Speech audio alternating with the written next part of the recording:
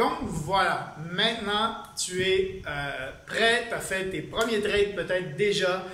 Maintenant on va commencer à parler un peu plus technique. Je vais t'expliquer qu'est-ce qui se passe derrière le fameux copier-coller. Donc, on va parler pour la première chose de qu'est-ce que c'est un buy et qu'est-ce que c'est un sell. Parce que tu vas voir ça tout le temps.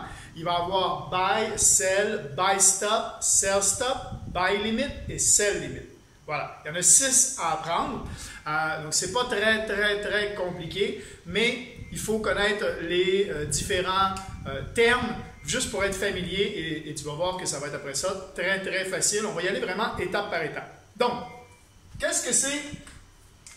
Donc, d'abord, il faut comprendre que, disons qu'on parle d'une monnaie. On va prendre soit un dollar canadien, soit un euro. Un dollar canadien, si on reste au Canada, un dollar canadien, c'est toujours un dollar canadien.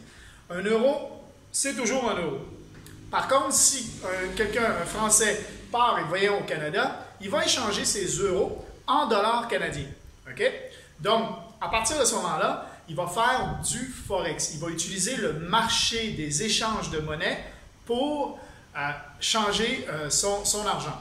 Et c'est pour ça que quand on va dans un bureau de change, eh bien, on a les prix en fait qui changent. Le prix des devises, ça change. À un moment donné, on peut échanger à 1,2245 et après ça, le lendemain, c'est rendu 1,2250. OK? Juste pour un exemple. Donc, ça change très peu, mais ça change quand même beaucoup en termes de valeur si on arrive avec des gros montants. Et c'est ce que les banques font depuis des années. Les grosses institutions, les gros investisseurs jouent beaucoup sur les marchés du Forex. C'est ce qui nous permet aujourd'hui, avec les courtiers qui se sont associés ensemble pour nous permettre, avec des effets de levier, d'accéder à ce marché-là. Parce que c'est vrai que si on joue avec 5 $, 100 $, 200 $, ça ne fait pas grand-chose. Maintenant, si on joue avec des effets de levier, ça veut dire que le courtier nous permet de, si disons on met 200 $ canadiens ou 200 €, eh bien, il fait un effet de levier de multiplier par 200, par 500 et tout ça. Et donc, quand on va faire une action sur les marchés, on a beaucoup plus de pouvoir comme aurait une banque. C'est ça, en fait, l'espèce d'effet de levier. Quand vous avez créé votre compte démo, on a mis 1 pour 200. Ben voilà, c'est 200 fois donc ce que vous jouez. Voilà, donc si vous aviez mis, mettons, 3000 $ pour le compte démo, ben c'est 3000 fois 200. C'est avec ça que vous allez jouer sur les marchés. Donc, ça c'est juste pour la partie effet de levier. Maintenant, si vous arrivez aujourd'hui et que le cours est à 1,00000, OK? Et puis vous échangez 1 euro pour 1 dollar ou 1 dollar canadien pour 1 dollar US et c'est l'équivalent, ça vaut 1 dollar pour 1 dollar. Vous échangez ça. Si la semaine prochaine, le cours est passé à 98 ou 99, 0,98 cents ou 0,99, on est d'accord que si vous prenez la même argent et que vous la retransférez de l'autre côté, comme le cours a changé, bien, vous n'aurez pas le même argent. Donc, c'est ça qu'on fait au niveau c'est ça qui se passe derrière. Sauf que nous, on n'achètera pas des devises et l'argent, on va en gros parier sur la montée ou la descente des cours. C'est là qu'on appelle ça soit un buy pour que ça monte, soit un sell pour que ça descende. Donc, disons, le cours, il fait des hauts et des bas comme ça. OK? On va y aller très simple. Le cours fait des hauts et des bas. Si on achète ici et qu'on veut revendre ici, OK? Il faut faire un buy. Pourquoi? Parce qu'on achète, en gros, ce qui se passe là, par en arrière, c'est un principe d'achat de devises à ce prix-là ici. Et on va revendre quand il va atteindre ce prix-là ici, qui est donc un prix plus élevé. Donc, on va retirer plus d'argent. Donc, on a fait un buy. Okay? Un buy parce que le prix a monté. Okay? Si à l'inverse, on veut acheter quand le prix est ici et revendre quand il est ici, bien là, en fait, ce ne sera pas un achat et une vente. Ça va être une vente et un achat. Donc, ce qu'on va faire en premier, c'est le sell. Donc, on va faire un sell. OK? Donc, pourquoi? Parce que c'est comme si on vendait à découvert quelque chose qu'on n'a pas encore et qu'on va le racheter ici au moment où ça va être à ce prix-là, mais on va de suite l'avoir vendu, donc on ne le gardera pas avec nous. On va de suite parce que la vente est déjà faite. On a déjà trouvé un acheteur à ce prix-là. Donc, si le prix descend, on fait un sell. Pourquoi? Parce que ça descend, donc on vend en premier pour racheter plus bas. Ceux qui font par exemple du dropshipping ou qui font, vous savez, des sites internet, des articles que vous pouvez acheter et eux vont en fait les commander en Chine par après, c'est exactement ça qu'ils font. Vous passez une commande sur leur site, eux ils n'ont pas encore l'article chez eux, mais ils vont prendre votre commande, vont la faire sur leur site de leur fournisseur chinois et vont la faire livrer directement chez vous. Et donc ils vont acheter moins cher quelque chose qu'ils ont déjà vendu plus cher. OK? Donc, ils ont fait ça ici. Ils ont vendu en premier et ils ont racheté après quand c'était moins cher et donc ils l'envoient chez vous et c'est comme ça qu'ils font leur profit. C'est le même principe. Voilà. Maintenant, si on suit le marché comme ça, on appelle ça un buy market. OK? En français, buy market, ça veut dire au marché. OK? Au marché. Sur votre application, si elle est en français, vous allez avoir la notification dans le Swap Trade est en anglais, donc ça va être Buy Market.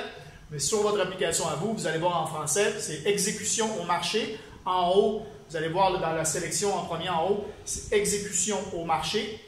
Et ensuite, vous avez en bas de l'écran deux boutons, Sell au marché et Buy au marché. Et en haut, c'était marqué exécution au marché. OK? Si c'est en anglais. Si c'est en français. Donc, c'est vraiment ça qu'il faut faire. Quand vous recevez buy market ou sell buy market, c'est ça qu'il faut faire. Maintenant, si le cours, il fait ça comme ça. OK? Donc, si on reçoit une alerte au moment où le cours est rendu ici, OK? C'est-à-dire que tout ça, ça n'existe pas. Le cours, il est rendu ici, mais non, nous, on sait que, mettons que ça a fait ça ici aussi, OK? Voilà. On sait que quand ça arrive à peu près à ce niveau-là, OK, ça repart en haut. Ça suit ce rythme-là à peu près tout le temps. Donc, ce qu'on va recevoir comme alerte, c'est, quand on est ici à peu près, on va recevoir une alerte de buy limit. OK? Là, on va recevoir un buy limit. Pourquoi? Parce qu'on reçoit l'alerte qui est là, on attend que le prix arrive à cette entrée-là. Donc, un prix d'entrée va être ici. OK? Donc, votre prix d'entrée va être ici. Et on va prendre son take profit. La prise de profit va se prendre ici. Parce qu'on va faire un buy. On va faire un buy, donc le prix va monter. Mais comme on est ici et que c'est en train de descendre, OK? Donc, on attend que ça ait atteint la limite que l'on veut entrer. Donc, on va faire un buy limit, ça veut dire que le prix va descendre, pouf, ça déclenche le trade. Même si ça continue un peu à descendre, on va être en perte au début, c'est normal, c'est pas grave. Normalement, l'objectif, c'est que ça reparte en augmentant et que là, en fait, on commence à faire du profit ici et qu'on finisse notre take profit ici. Donc, voilà, ça c'est buy limit. Le même principe va exister pour le sell limit. Ça veut dire que le sell limit va être exactement l'inverse. Si on reçoit une alerte ici, on va avoir un prix d'entrée qui va être ici. Hop, prix d'entrée ici. Et une prise de profit ici parce qu'on veut un sell. OK? Donc ça va être un sell limit. Sell limit, on reçoit l'alerte quand le prix est ici. Ça continue à monter.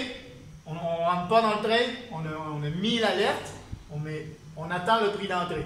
Le sell limit va faire en sorte que le trade va rentrer automatiquement quand ça va arriver là, et ça va repartir en descendant et on va prendre notre profit ici. Donc ça, c'est un sell limit. Donc, buy limit, sell limit, buy market au marché et sell au market buy marché. On en a déjà fait 4, il en reste 2. C'est le buy stop et le sell stop. Donc ça, hop,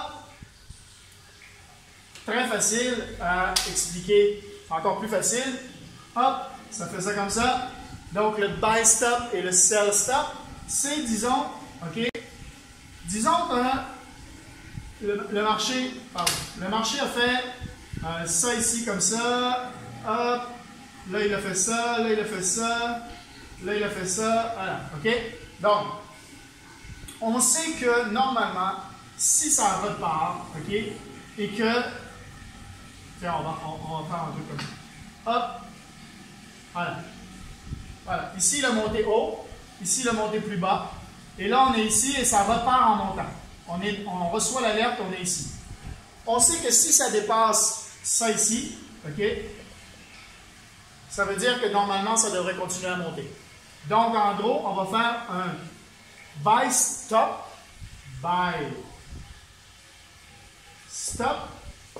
en disant au moment où ça va atteindre le prix d'entrée que l'on veut, on est déjà en train de monter, mais on n'est pas sûr que ça va dépasser ici parce que ça pourrait redescendre ici. Donc si ça ici, ça n'existe pas encore, ok? Donc on se dit si on a un prix d'entrée ici, hop, on rentre, buy stop, et notre prise de profit va être ici, le take profit va être ici avant que ça redescende. Voilà. Donc on a un prix d'entrée qui est ici. On est déjà en montée, donc on fait un buy stop. OK? Donc, buy limit, sell limit, buy stop, et vous imaginez que le sell stop, c'est la même chose. C'est que si on est en descente déjà, on est déjà en train de descendre, on va faire un prix d'entrée qui est ici, et on va faire un take profit ici, et là, ça va être un sell stop. On est ici au moment de l'alerte. Ça veut dire qu'on ne peut pas faire un sell au marché, on veut rentrer quand ça va être ici. OK? C'est pour ça qu'on fait un sell stop. Voilà. Donc ça, c'est vraiment les 6 façons de faire. Buy limit, sell limit, buy stop, sell stop. Vous allez voir dans une prochaine vidéo que parfois, quand on reçoit un ordre, si vous regardez le graphique, si ça fait déjà 1 heure ou 2 heures que l'alerte est passée, peut-être que le cours a changé. Peut-être que l'alerte est arrivée ici, OK? Et que le prix d'entrée était ici pour un sell stop, mais que quand vous regardez, ça fait 2 heures que l'alerte est passée et le marché il est déjà rendu ici. Bon, c'est toujours possible de prendre le trade. Mais au lieu de faire un sell stop, vous allez faire un sell au marché à ce niveau-là. On ne le fera pas dans une prochaine vidéo, on le fait là. OK? Donc, sell stop, parce que là, on va faire un sell au marché parce qu'on veut rentrer tout de suite. On a déjà dépassé le prix d'entrée. OK? Même chose pour le buy. Si on est sur un buy stop, on a dépassé le prix d'entrée, le buy stop va devenir un buy au marché. OK? Pour ce qui est du buy limit, sell limit, on s'attend à ce que donc le prix d'entrée, il est ici, on reçoit l'alerte ici, le prix est en descendant, on veut prendre notre prix d'entrée ici pour prendre notre profit ici. Donc on est sur une montée. Mais si le prix d'entrée, il est déjà rendu ici, si notre prix au marché, pardon, il est déjà rendu ici, on ne peut plus faire un buy limit parce qu'on n'est plus en descente. Là, on veut que ce soit dans la montée. Donc, ça devient un buy stop parce qu'on a déjà dépassé le prix d'entrée. On est déjà plus bas que le prix d'entrée. Si on est plus bas que le prix d'entrée, automatiquement, ça va être un buy stop et non plus un buy limit parce que buy limit, on dit que ça va descendre avant d'arriver au prix d'entrée pour remonter ensuite. Donc, si on reçoit l'alerte ici, mais que vous ne prenez pas l'alerte tout de suite et que quand vous regardez le graphique, le prix est maintenant rendu plus bas que le prix d'entrée, ça devient un buy stop et non plus un buy limit. OK? Et c'est dans l'objectif que le prix remonte et avec votre take profit ici.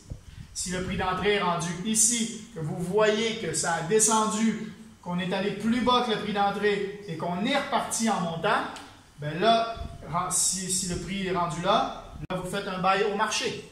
OK? Tout simplement. Mais il faut voir si le prix a déjà descendu. Attention, parce que si le prix est en haut du prix d'entrée, mais qu'on est en descente, il faut bien faire le buy limit. OK? Donc voilà. C'était pour les 6 façons de faire des buy, des sell. J'espère que cette première vidéo vous a plu. On va parler des pips dans la prochaine vidéo. À tout de suite. Ciao, ciao.